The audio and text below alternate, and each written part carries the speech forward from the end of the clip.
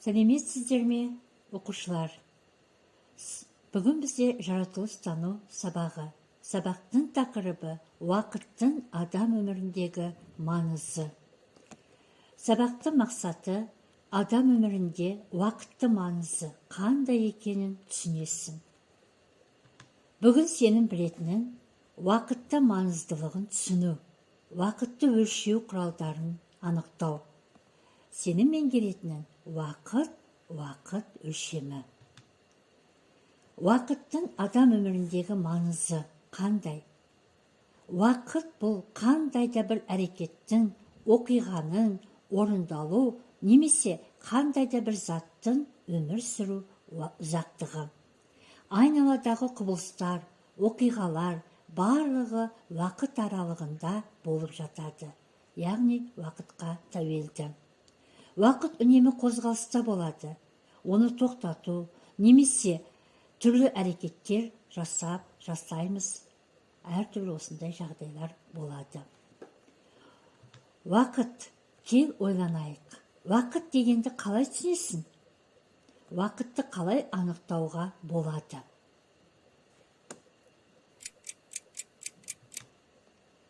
Уақыт, балалар көріп тұрғандай суретте. Әрине, уақыт айтып кеткендей, әр іс-әрекетке, жұмысқа тәуелді және байланысты. Мысалы, айналамызда кез келген дене өзгереді. Мысалы, мына гүлді көріп тұрғандай балалар, гүлдің тұқымын отырғыздық. Бірнеше күннен кейін оның сабағы өсіп шығады. Тағы бірнеше күн өткен соң ол гүлдейді. Осы аралықта біраз уақыт өтеді. Әрине, бұның барлығы уақытқа тәуелді. Ал балалар енді бақылайық. Суретте көріп тұрғандай, төмендегі жануарлар қалай қозғалады? Бір жерден екінші жерге алдымен қай жануар жетеді? Қай жануар уақытты үнемдейді? Осы суретті бақылап, сұраққа жауап береміз. Жақсы балалар, керемет, жауаптарын дұрыс. Қызықты мәлімет. Халықтық өлшем.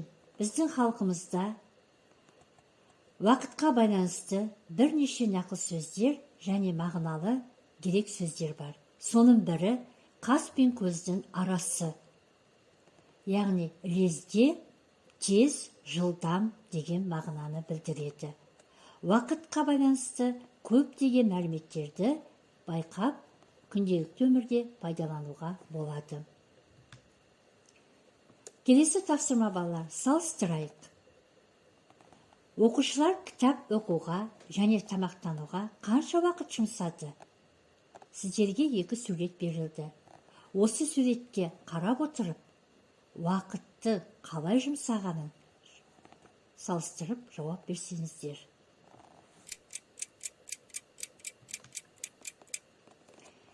Жақсы балалар, дұрыс айтасыңдар. Кітап оқып отырған оқушы 30 минут уақыт жұмсайды екен. Ал тамақ ішіп отырған балалар 15 минут уақыт жұмсайды екен.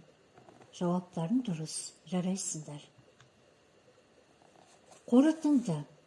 Бүгін сабақта адам өмірде уақытты маңызы қандай екенін білдің. Уақыт үнемі қозғалыста болады. Уақытты тиімді пайдаланса, адамның уақыты бәріне жетеді екенін біз салыстырып, бақылап білдік.